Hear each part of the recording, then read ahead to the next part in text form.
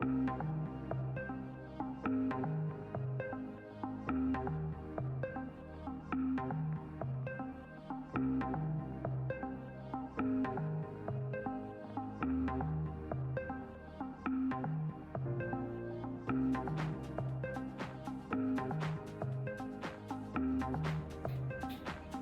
everyone, my name is Maria Alexa Charmaine Castillo Cordova, a current student of the University of the Philippines Open University, and I am here to discuss my Pathophysiology case study regarding an emerging disease in sub-Saharan Africa called the Rift Valley Fever. So this is a video I got from Pathology Dynamics by Basil T. Asaf, a versatile board-certified pathologist scientist from USA. He is a senior scientist and veterinary pathologist in Pfizer Incorporated. Rift Valley fever is a negative-sense single-stranded RNA virus that belongs to the genus Flipovirus, which belongs to the family Bunyaviridae. Rift Valley fever was first described in Kenya in the East African Rift, and that's where the virus and the disease got their name. The disease hence is confined to Africa and multiple countries in the Middle East. The disease occurs in sheep, goat, cattle, and camel, as well as in humans, and hence is a zoonotic disease. Rift Valley fever is transmitted mainly by mosquitoes, particularly the Aedes species or the yellow fever mosquito and Culex species. The virus transmits vertically from the mosquitoes to the eggs and can remain viable for years. Mosquitoes lay egg in water to hatch, and that's why rain and water increase the spread of disease. The disease can also be transmitted by infected blood or air around butchered animals or aborted fetuses and fetal membranes. However, the virus cannot transmit from one human to another. The most significant clinical outcome of this disease is abortion storm in natal mortality and areas of hemorrhage and necrosis in multiple organs, especially the liver and the gastrointestinal tract. So let us now watch a short clip video uploaded by the Food and Agriculture Organization of the United Nations regarding the Rift Valley fever. What do you need to know about Rift Valley fever? Rift Valley fever is a viral disease that affects both humans and animals, including sheep, goats, cattle, buffalo, and camels. Rift Valley fever virus is transmitted by mosquitoes. The disease is not always present and appears at intervals following periods of intense rain or flooding, or, less commonly, linked to dam construction or irrigation schemes, which can lead to a large increase in mosquito numbers. RVF originated in the Rift Valley and has spread to wide geographical areas in Africa, and in 2000, outbreaks were reported in the Middle East. With climate change affecting weather events, it is predicted that more areas could be at risk of RVF, including North Africa and Southern Europe. The virus is mainly transmitted to livestock through the bites of infected mosquitoes, or from a pregnant animal to the unborn fetus. The severity of the disease and the clinical signs vary depending on the species, age, and breed of the animals. Small ruminants are particularly susceptible to the disease. Susceptible species may experience abortion storms, with many animals aborting at the same time, and death, especially in young animals. Other signs include fever, anorexia, depression, and diarrhea. Humans may also become infected from the bites of infected mosquitoes or, more commonly, from contact with body fluids of infected animals. People working in contact with animals are at a higher risk of becoming infected by the virus.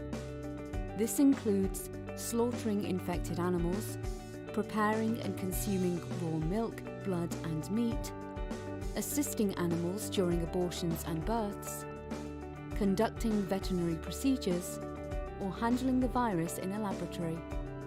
People infected with Rift Valley fever virus may suffer from mild flu-like symptoms, or in a few cases, a severe disease that may require hospitalization and might even cause death. As well as affecting health, Rift Valley fever causes severe economic losses, mainly due to the abortions, animal deaths, and trade restrictions. Suspicious signs, such as sudden onset of abortions and deaths in animals, especially during periods of increased mosquito activity, should be reported to local authorities immediately. Prevention and early detection of new RVF outbreaks is key. Prevention measures depend on several factors. For example, if the disease is usually present or not in the country and the season. During high-risk periods or in high-risk areas, different measures can be taken to prevent an RVF outbreak from occurring. These include surveillance and awareness activities to allow for early detection of an outbreak, vaccination of animals, trade restrictions in animals and animal products. There are a few simple measures people can follow to avoid getting infected by the virus in high-risk areas or periods. Avoid mosquito bites by wearing long, light clothing, using insect repellent, and sleeping under mosquito nets. When slaughtering animals, assisting with births, or handling dead animals, protect yourself with boots, masks, and gloves wherever possible. You should ensure that meat, milk, and blood are properly cooked before consumption. Everyone has a role to play in staying safe from the virus and reporting suspected cases of Rift Valley fever. Thank you for your attention.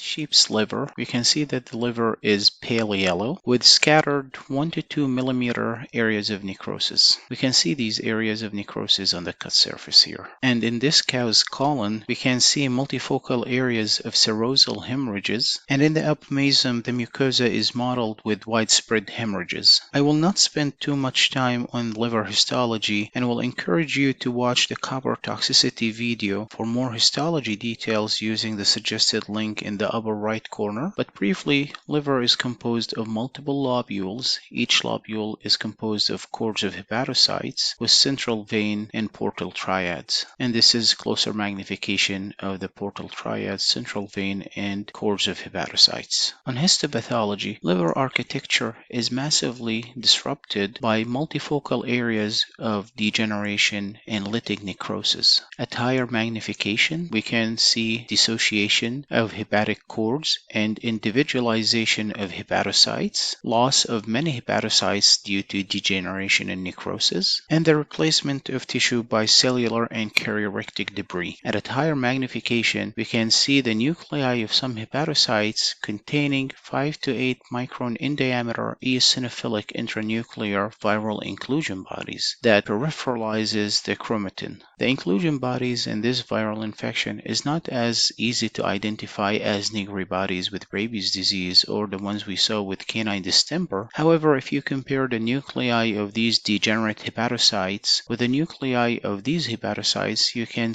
notice the difference in the center of the nucleus. In this case as well, the connective tissue surrounding gallbladder is loosely arranged and widespread due to edema. Keep in mind that except for the inclusion bodies, massive hepatic necrosis can occur due to other diseases such as aflatoxins, blue-green algae, or copper poisoning, for example. I hope you found this video informative, and as always, many thanks to the Joint Pathology Center for making these slide scans available.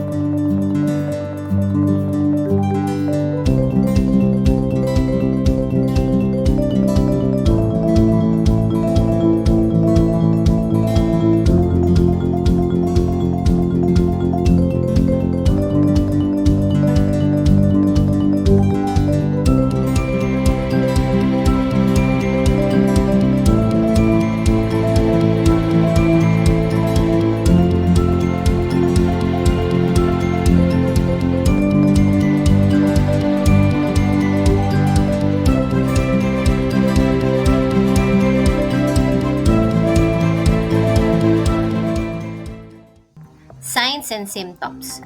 RVFV has an incubation period of 2 to 6 days following exposure to the virus and can cause several different disease syndromes if symptoms do appear. Most commonly, people with RVF have either no symptoms or a mild illness that includes fever, weakness, back pain, and dizziness at the onset of illness. Typically, patients recover within 2 days to 1 week after symptoms start. RVF causes severe disease in animals that is characterized by fever, weakness, abortions or loss of pregnancy, and a high rate of severe illness and death, particularly among young animals.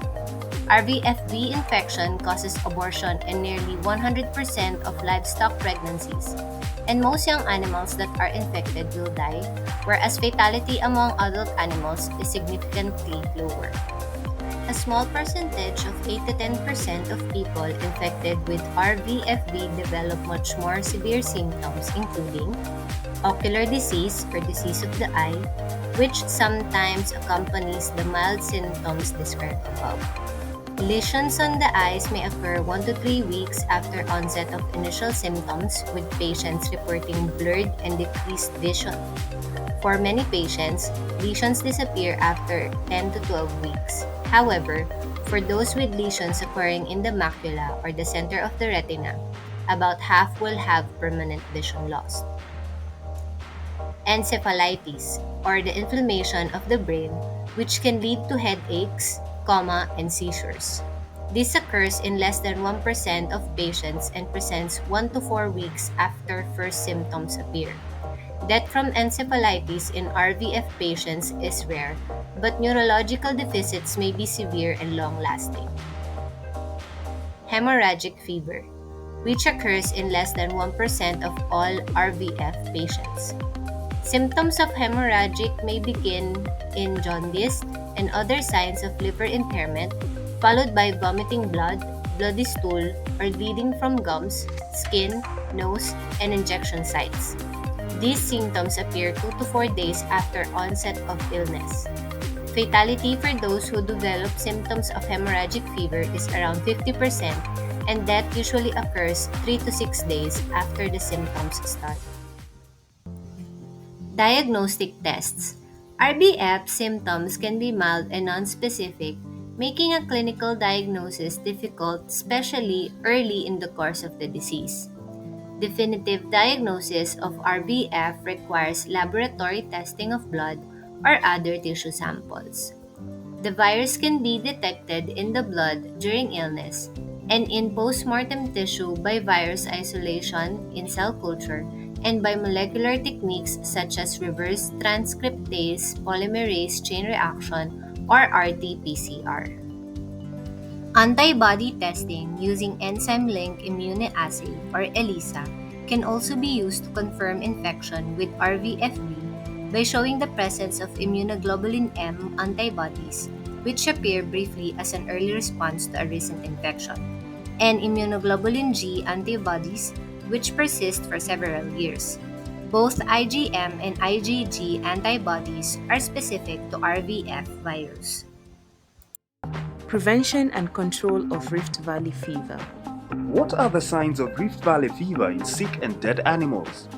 Sudden onset of extensive abortions and stillbirths, smelly and blood-stained diarrhea, mass death of young animals, especially lambs that are less than a month old, excessive salivation and watery discharge from the eyes in mature animals, nasal discharge often stained with blood in small ruminants, death of mature animals, mainly sheep, goat, and probably cattle, may occur. Post-mortem signs: large distorted liver, which may be yellowish in color, blood spots in linings of organs, for example, digestive tract, fluid with air bubbles in the lungs, enlarged lymph nodes, congestion in the lungs. What are the signs of the disease in people? Fever, weakness, stomach pain, diarrhea, joint pains, dizziness, and weight loss. People that have more severe illness show the following signs: headaches, coma or seizures, blurred vision, decreased vision, and sometimes loss of vision. What actions can be taken to prevent the disease?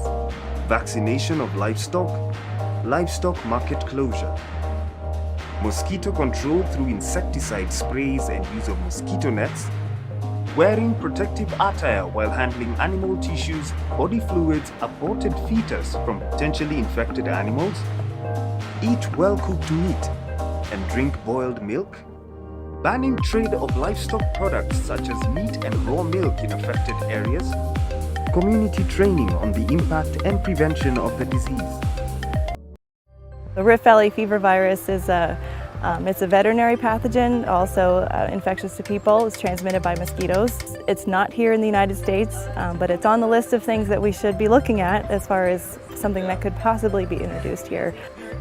We're trying to be proactive and learn more about the mosquitoes' interaction with cattle, what species are feeding on cattle, what the relative abundance is, species composition over the course of the summer, and try to learn more about what species maybe we should be studying more in the laboratory as far as potential vectors of Rift Valley fever virus. We're trying to learn from West Nile and Zika virus as far as the perspective that a virus will show up and we don't know anything about it, and so how can we immediately respond? We're trying to see if there's any mosquito species that we should be zeroing in on as far as potential vectors of emerging arboviruses, and so we can do those important laboratory studies. So if and when Rift Valley fever virus shows up, we have a bit of a head start on how to control it. Pharmacological intervention. There are no FDA-approved treatments for Rift Valley fever. Since most cases of RVF are mild and self-limiting, a specific treatment for RVF has not been established. Symptoms of mild illness such as fever and body aches can be managed with standard over-the-counter medications. Most of the time, people will get better within 2 days to 1 week after their illness starts. Treatment for more serious cases may require hospitalization and are generally limited to supportive care. Prevention and control. Controlling RVF in animals. Outbreaks of RVF in animals can be prevented by a sustained program of animal vaccination. Both modified live-attenuated virus and inactivated virus vaccines have been developed for veterinary use. Only 1 dose of the live vaccine is required to provide long-term immunity, but this vaccine may result in spontaneous abortion if given to a pregnant animal. The inactivated virus vaccine does not have this side effect, but multiple doses are required in order to provide protection, which may prove problematic in endemic areas. Animal immunization must be implemented prior to an outbreak if an epizootic is to be prevented. Once an outbreak has occurred, animal vaccination should not be implemented because there is a high risk of intensifying the outbreak. During mass animal vaccination campaigns, animal health workers may inadvertently transmit the virus through the use of multi-dose vials and the reuse of needles and syringes. If some of the animals in the herd are already infected in viremi, although not yet displaying obvious signs of illness, the virus will be transmitted among the herd and the outbreak will be amplified. Restricting or banning the movement of livestock may be effective in slowing the expansion of the virus from affected to uninfected areas.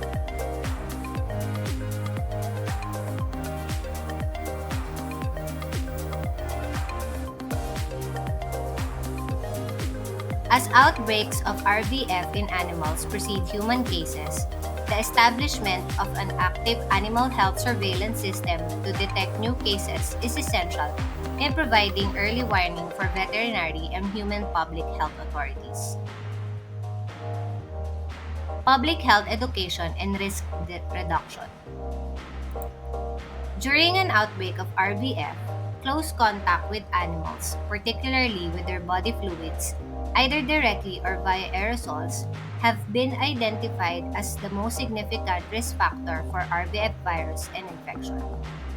Raising awareness of the risk factors of RVF infection as well as the protective measures individuals can take to prevent mosquito bites is the only way to reduce human infection and deaths.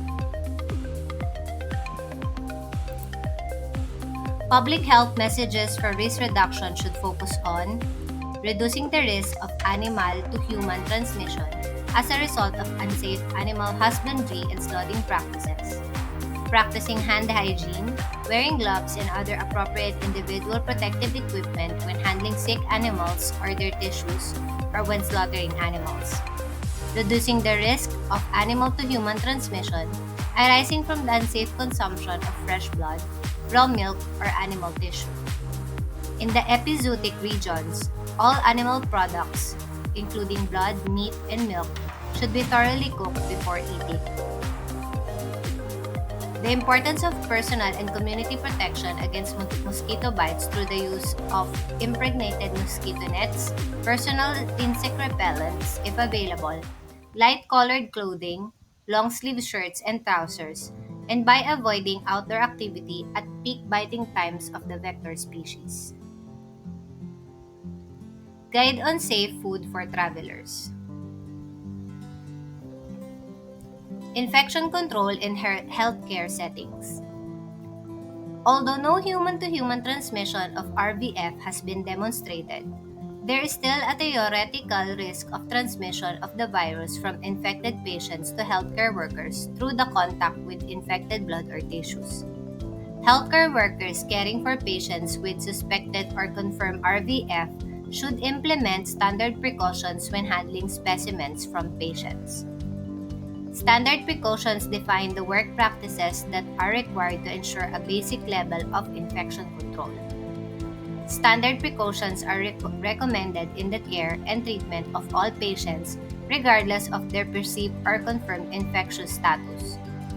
They cover the handling of blood, including dried blood, all other body fluids, secretions, and excretions, excluding sweat, regardless of whether they contain visible blood and contact with non-intact skin and mucous membranes. Standard precautions in healthcare. As noted above, laboratory workers are also at risk. Samples taken from suspected human and animal cases of RVF for diagnosis should be handled by trained staff and processed in suitably equipped laboratories. Vector control.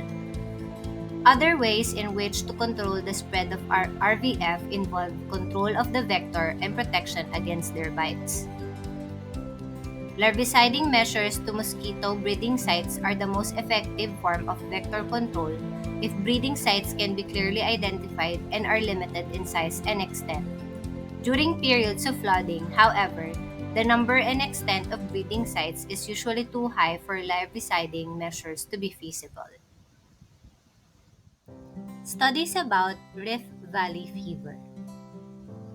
Rift Valley fever is a severe veterinary disease of livestock that also causes moderate to severe illness in people. The life cycle of RVF is complex and involves mosquitoes, livestock, people, and the environment. RVF virus is transmitted from either mosquitoes or farm animals to humans, but cannot be transmitted from person to person. People can develop different diseases following infection: febrile illness, ocular disease, hemorrhagic fever, or encephalitis. This is a significant risk for emergence of RVF into new locations, which would affect human health and livestock industries.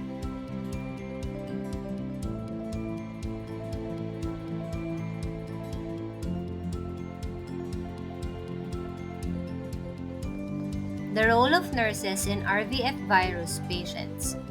Nursing diagnosis. Deficient knowledge related to lack of knowledge about the disease process of RVF. During an outbreak of RVF, close contact with animals, particularly with their body fluids, either directly or via aerosols, has been identified as the most significant risk factor for RVF virus infection. Raising awareness of the risk factors of RVF infection, as well as the protective measures individuals can take to prevent mosquito bites, is the only way to reduce human infection and deaths. Reducing the risk of animal to human transmission as a result of unsafe animal husbandry and slaughtering practices. Reducing the risk of animal to human transmission arising from the unsafe consumption of fresh blood, raw milk, or animal tissue. Importance of personal and community protection against mosquito bites. Some nursing interventions can be educate the patient about the virus, including etiology and ecology, risk factors, transmission, incubation period, and signs and symptoms. Health teachings like proper hand washing, maintaining cleanliness in the household, use safe of animal products, and avoiding contact with blood, body fluids, or tissues infected. Prevention control with the use of anti-mosquito nets, repellents, appropriate protective equipment for people working in the infected areas, and of course, public awareness. Hyperthermia related to exposure to virus. Most common initial symptoms of the virus is fever. It is important for nurses to achieve patients' normal temperature to prevent further complications. We can monitor the vital signs, monitor temperature every 2 to 4 hours as needed, utilize the same methods of temperature reading with each measurement, administer antipyretics as ordered, provide tepid sponge baths, increase fluid intake to prevent dehydration, instruct relatives in the use of hypothermia blanket, reasons for use, signs and symptoms, and possible complications.